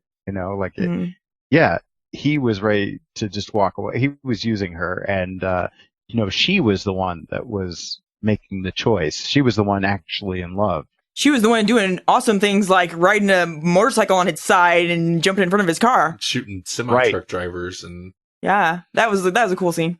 I mean, for her. Yeah. Yeah, she convinced him or whatever. It was her. She was persistent, and he was playing hard to get. He was playing hard to get. He kind of seemed like he was about to just leave her in the vat of stuff. Then he was like, she's all right. And that scene, okay, I didn't mind that scene visually. Joker has some terrible dialogue in that scene that I don't think. I think he has some terrible dialogue in general. Do we want to talk about him? Paycheck Leto. Melanie, what did you think of this Joker? What do you think of his portrayal? I didn't have a whole lot of opinion of him. Well, that doesn't give anything. He didn't do anything. He was uncomfortably creepy, I suppose. Just in that you're get out of my space, you're in my personal bubble type of a thing at that club, and almost kind of a sleep with my girlfriend vibe at the other one. I mean, he was more creepy than scary ever. He wasn't as unpredictable as people were giving him credit for. Yeah. I felt like he was a pretty predictable Joker, actually. It felt like they were going for, because the club scene, I think, is my favorite with him. Which one? The Harley Quinn club scene or the other? No, the Harley Quinn club scene. Because I didn't care for... I think his Joker was overly brooding. And the Joker can be that way. I like that version of Joker where he just, seems like he falls into a dark spell and then does the, complete 180, Matt goes from just the extremes. The Fourth Doctor? Yeah, kind of. Yeah, kind of. Yeah, I like the Fourth Doctor Joker. He'll just go. Yeah, he'll just go into he'll just this guy. Oh, he's in a bad place, and then he'll just flip. But that didn't feel like that's not really what they did here. He'd be brooding, and then occasionally channel a Heath Ledger laugh or something, and then go back to being brooding, and it just didn't really work. But that scene, even though he was mostly brooding in that scene, I thought worked really well. The whole, kind of sleep with my girlfriend thing, because it was super uncomfortable. And it was the one scene with him, the one scene in the movie where I was like, yeah, he seems like a bad dude. And it was effective. Where I would think Joker would be the worst villain to be a henchman for, because I think you would get into that scenario a lot. And that scene I thought was good. I thought that scene was effective. But otherwise, I didn't care for it a lot.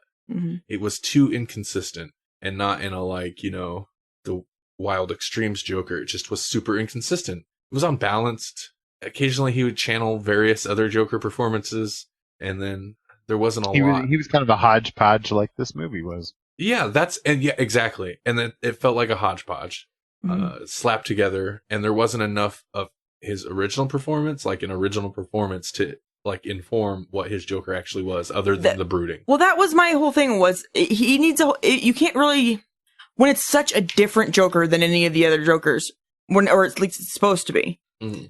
You can't really get a good feel for what he's like off of 3 scenes. Yeah, I did appreciate the one aspect that they kind of pulled from the comics that a lot of live action portrayals don't. He's in a completely different outfit every scene. And I do like the idea that the Joker would just put on different costumes and different. Oh, yeah. And in this case, it's a lot of suits. But I didn't like the look of him in general, but I did like the outfits. I was disappointed that Harley Quinn didn't put on the actual Harley Quinn outfit when they were getting dressed. She had it there though. Yeah, I know. There's a montage scene, wasn't there? There was a montage scene where when they were getting dressed, and she was she pulled it out, and I'm like, it's the Harley Quinn outfit, and then she didn't put it on. She put on whatever her booty shorts and her little tank top ridiculous thing. Or not tank top, but cropped top. How are people going to be upset about the what is it? The relationship between her and Joker, and not be upset about the blatant sexual, what's the word? Exploitative nature of how the movie handles Harley Quinn. Mm-hmm. Which they make her like which I don't have a sexual object. No, yeah, I don't have constantly. I don't have a huge problem with movies doing this to a point, but like, it's really bad in this. It wouldn't bother me. She's literally a pole dancer at one point. Yeah, yeah, and it wouldn't bother me so much if they played a little more on her being a freaking doctor. You know, if they would equal out. Yeah, she's like, you know, she's a sexual object, but she's also a brilliant psychotherapist. Well, here's something I didn't think about. A good example of how low my bar was set when I went into this. When they actually made her a psychologist, I was impressed. I was like, oh, they're actually going to do that. I don't know why I thought they wouldn't. It's kind of important to the whole, like, how she meets the Joker. But, you know, and maybe that's where my disappointment with how they introduced them as, their story is. I was like, oh, they're actually going to make her a psychologist. And then it's like, well, that's what they're going to say. That's what she does. And then you just see her in love with him. And it's like, what? The Enchantress. I think that woman, I don't know who the actress is. I think she was terrible. She was. At least in this, the acting was not good. No. But then again, she didn't really act a lot. It was mostly pictures of her from afar doing things. There's very little talking. Then there's less chance for her to act terrible, and she still acted terrible. That's not an excuse. That does not fix it. She must have been somebody's daughter. Well, and at one point, so towards the end when she's powering the sky beam, she's doing this dance body move. It's like some kind of crazy belly dance. And it looked bad. She's doing the robot. And if you combined like hula dancing and the robot, that's what she was doing. Like jerky, weird hip movement things. Didn't make any sense. I didn't like it. Yeah, it's like they were like, go do witchy things. And she's like, what? This? And they're like, whatever. Speaking of whatever, who's the least memorable character in this? Not counting Slipknot, because I bet most people didn't even know his name. Did they even say it? I think they did. They did. Okay. They must had to. I don't know. They said it twice, at least. They said it when they introduced him, and then they said it when he died. Now, I know this thing was packed to the gills, but hey, movie, here's what you do. You want to give the audience some type of shock or surprise? Introduce him like you introduce everybody else, so that when he gets his head blown off, we almost care. Mm-hmm. He's right. They could have even done like they did with Boomerang, where like you see him once, get arrested, and that was it. They didn't even have him in the files. When they flip through the files, come on. No, I mean he's literally there just to demonstrate the head getting exploded, and it's just like as soon as he showed up, I was like, "Who? Oh, I know what's going to happen to him." Yeah, exactly. Bad. So him aside, I'm torn. I'm torn. Mine is Katana, I think. Oh yeah. Yeah. I had forgotten about her, so there you go. That's how forgettable she is. You didn't even need her. She wasn't part of the Suicide Squad, though. Really, she was just showed up to help out the one guy. Well, she's like a hero though, too, isn't she? She's not a villain. Sort of. Yeah, sort of. Well, she kills people though. That's true. And she keeps their souls. A sword. Okay, here's another problem. WB. So you want to build this universe, but it's like they established so firmly in Superman, and to a point, Batman v Superman, that these are the first time these metahumans are showing up. Nobody knows anything about any of this crazy stuff. Mm-hmm. And then Suicide comes across, and it's like, oh yeah, there's this witch. She's got powers. We found her. Here she is. Oh yeah, okay, he's Colonel Flag or whatever. He's a character, but you got army guys like her sword traps the souls of the people. It's like throwing this out so casually. It's like, wait, what universe is this supposed to be in? In Japan, that's different though. It's Japan. They have weird soul-sucking things in Japan that they always have. We just don't even talk about that. That argument is not. And like river dragons, they have those things. We just don't look at them. Anyway, it just seemed really odd to me that up to this point it seems so much like. Superman was the first. Man of Steel was the first one. They worked so hard to set the tone of if Superman was in the real world, our universe. Yeah. And then this movie just undermines all of that because it's like, oh no, there's soul sucking swords and alien magic witches, and I can get it if they didn't know that they had alien magic witches. That's okay. And the other one, I'm writing it off as supernatural. Supernatural doesn't count as real world necessarily. People wouldn't believe it. To me, it's another example of where Warner Brothers is completely failing at introducing this big shared universe, this cinematic universe. They're so bent against doing it the way Marvel did.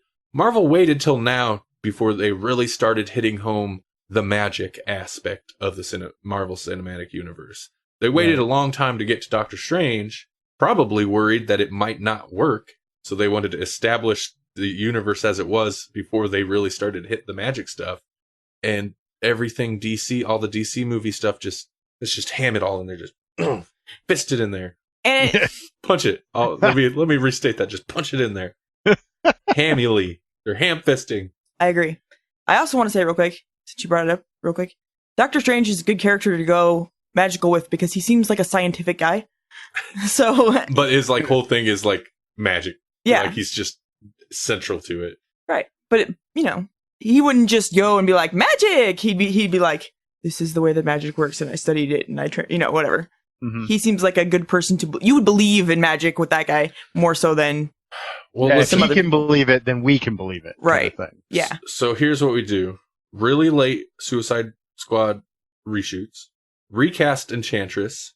Throw Benedict Cumberbatch in that thing. Have him do the weird hula robot dance. Oh, God. Maybe I'll buy it. Yeah. Maybe. It's fine if that stuff is in the universe. It's just so weird because it's like the Snyder films made a point of like not embracing that stuff, embracing the like awe and spectacle that these people can do kind of scientifically based magic stuff. I guess Wonder Woman's kind of magic, but they haven't really explored her yet. Maybe if they'd explored, I don't know, a Wonder Woman solo movie before releasing Suicide Squad so that we have this like clue that there's magic in the universe. I don't know. It's just weird. Yeah. And it doesn't feel like a movie. It feels like not even a trailer. It just feels like an informative video.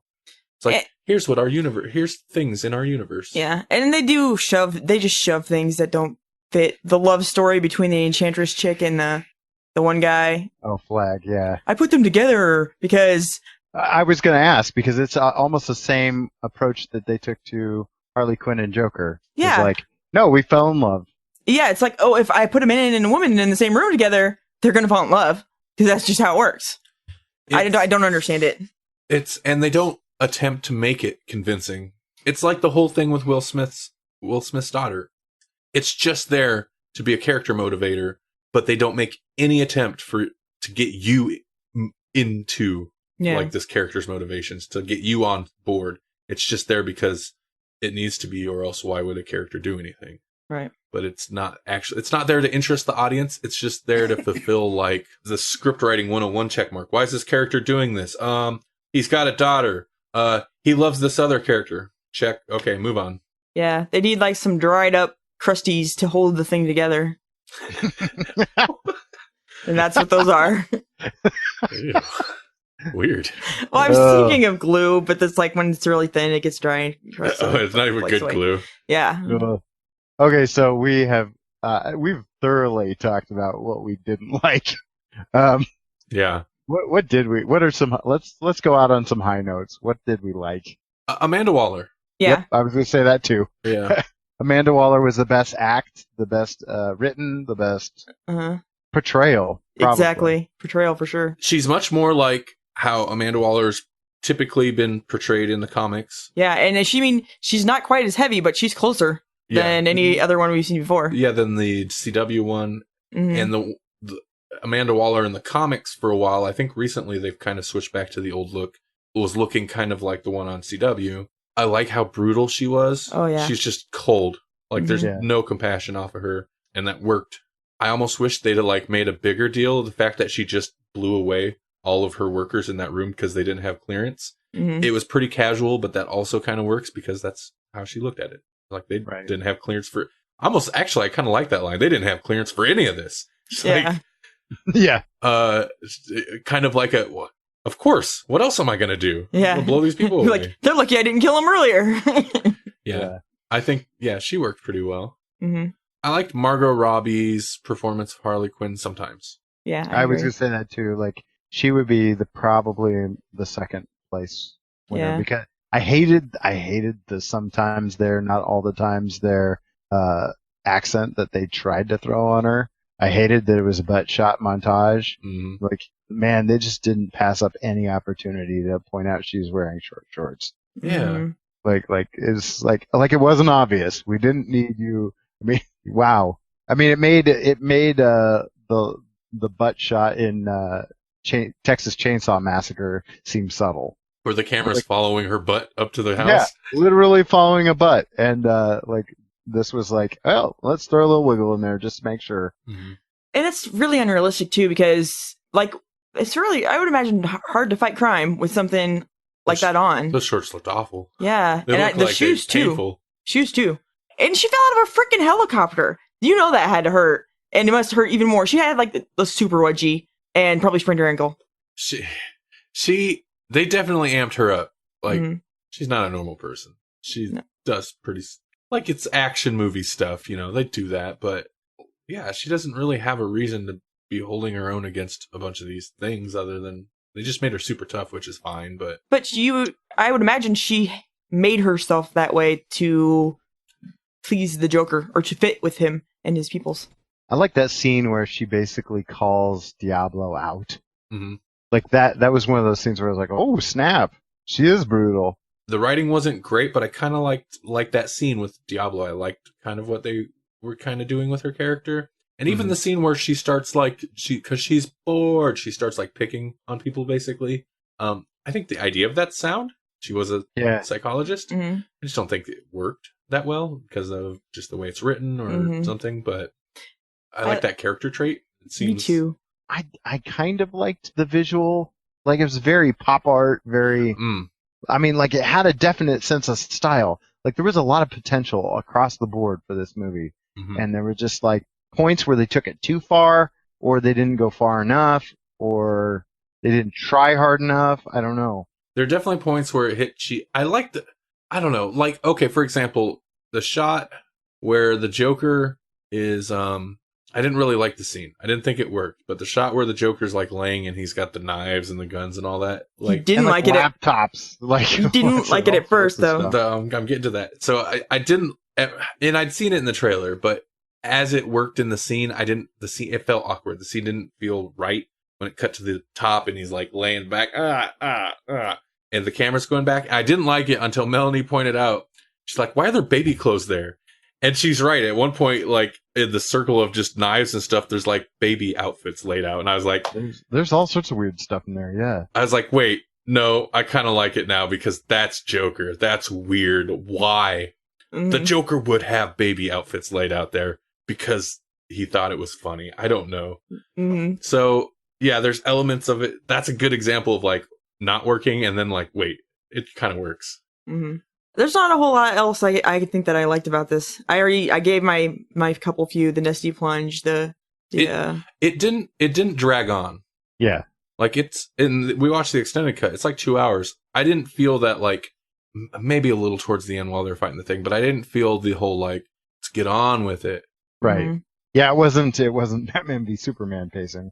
But I don't know. Then on the other hand, I was kind of irritated that it was moving so fast too. So it's you didn't have time for it to feel like it was dragging because they tried to cram way too much in. Well, there was a scene at one point where it's okay, the scene happened. It's going to slow down for a second because it should. It seems like the next scene will happen. I'm going to go to the kitchen and grab a soda. So it's not that far of a walk. I walk to the kitchen, grabbed a soda, come out, and there's a subway train being derailed. And I'm like, what's going on? I was literally gone for 10 seconds. How are we already in the middle of this, whatever this is? Yeah. And that's why I was it's literally just a thing. So if you had gone to the bathroom watching this in the theater, you'd have missed that whole thing. You would have missed everything. Yeah.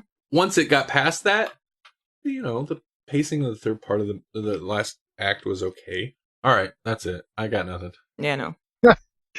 Like, we crapped on this movie pretty hard. It's not the worst, but Yeah, it's not.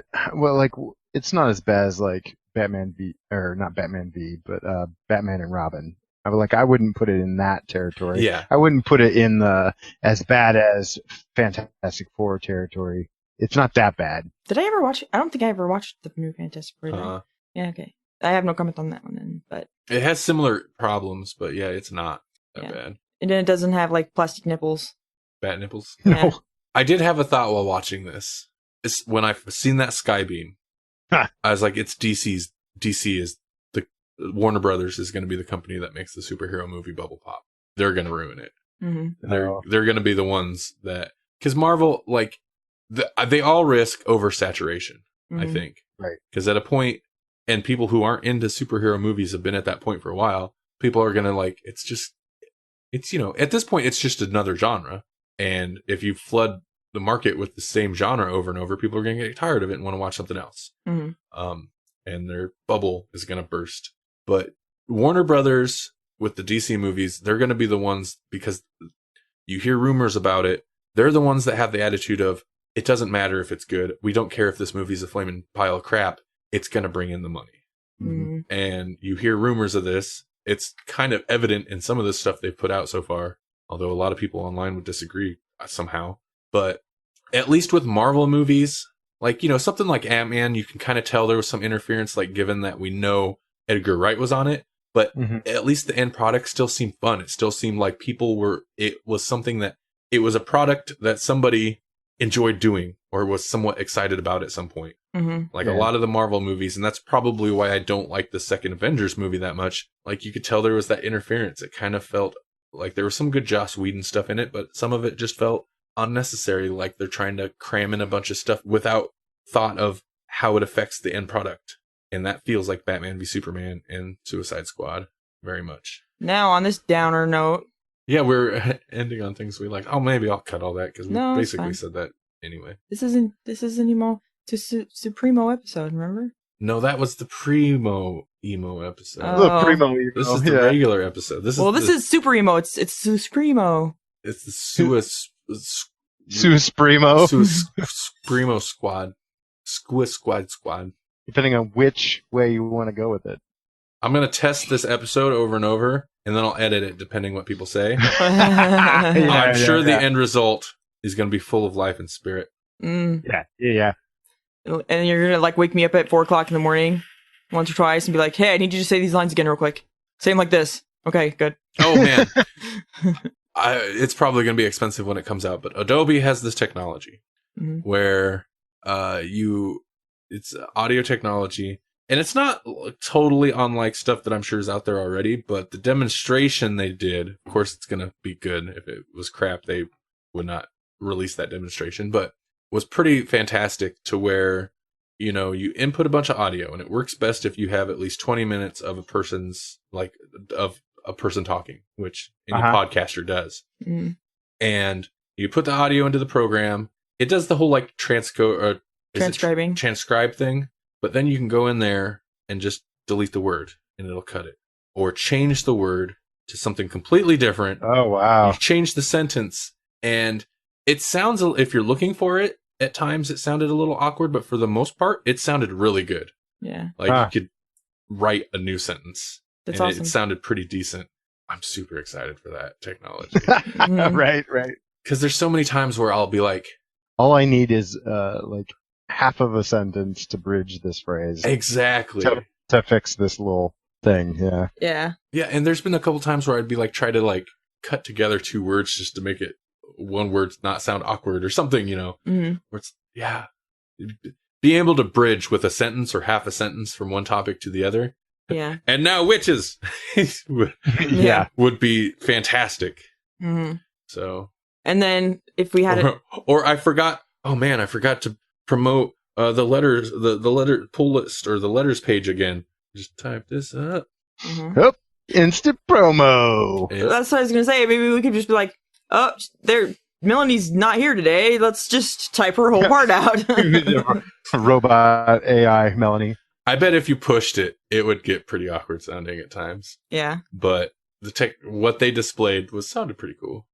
Speaking of, we have no new letters, which is okay because we're kind of getting long on time now, I think.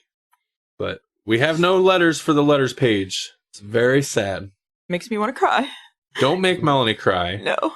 If you have thoughts on whatever we're going to talk about or what we've talked about on a previous episode, or what we're going to need to be talking about next episode. If you have thoughts on Thor, Goddess of Thunder, or any other thing that you would like to discuss with us, type words at us. Any words.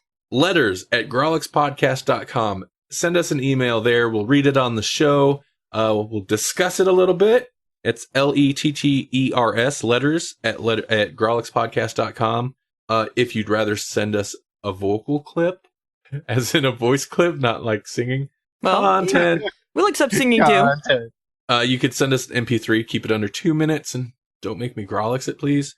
You can send that also to that email address, or you can leave us a voice message from your phone. Ooh. You don't have to bust out a microphone or do any fancy recordings. That's what I say every time we get ready for the podcast. I'm like, hey, Melanie, you ready to do some recordings? And I say, no. Hold on, let me clean off my spot.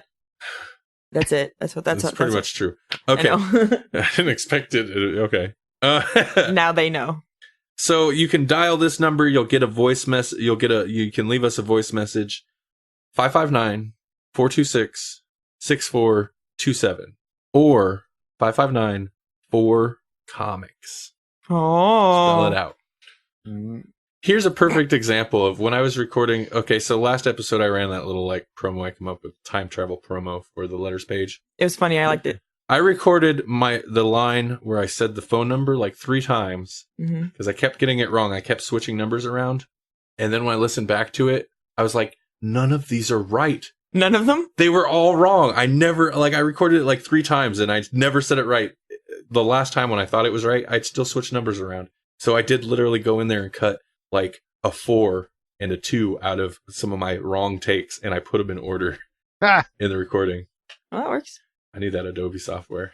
Mm-hmm. How much is it going to be? I don't know. A lot. Oh, okay. Go see Rogue One. Tell us the Star Wars things. Tell us the Star Wars. Are you excited for them Star Wars? Have your Christmases with the Star Wars. Me? Merry Christmas. Yeah. I do. I have. Oh, yeah. Star Wars is a Christmas movie to you. And they're releasing the new Star Wars in December. Every year. I don't know how nobody else is like that. Is Star Wars a Christmas thing? I never thought it was. Every year we watched it. One of the 3. Every year. Huh. But, that's me and my fams, I guess. In honor of the late Ron Glass. This is Jesse. It's not about making sense. It's about believing in something and letting that belief be real enough to change your life. It's about faith. You don't fix Grawlix, River. It fixes you. This is Melanie. Wanting people to listen, you can't just tap them on the shoulder anymore. You have to hit them with a Grawlix. This is Randy. Stupid Batch, you're ruining Grawlix night.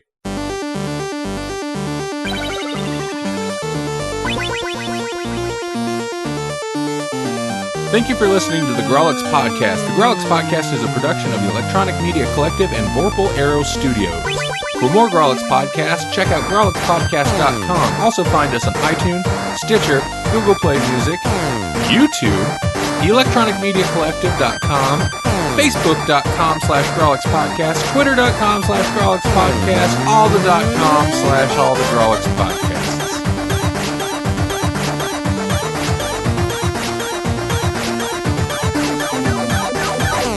Get ready for that, folks. Yeah. That sounded almost threatening. It did. Get ready for it. Hey, you get ready for that. Brace yourself. You're going to like it.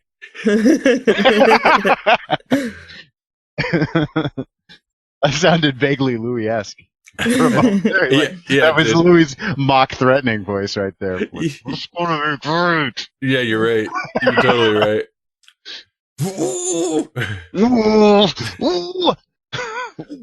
I'm an informative demon. That's what I need my trigger phrase to fall into it. Yeah. Where? Holy Whoa, crap! that was a noise. Oh, I need to clip that out and send it to him. That was good. Okay. Sorry, that was a blast from the past right there. Yeah, it really was. None of our listeners have any idea what I'm doing, but I'm referencing Louis, my brother.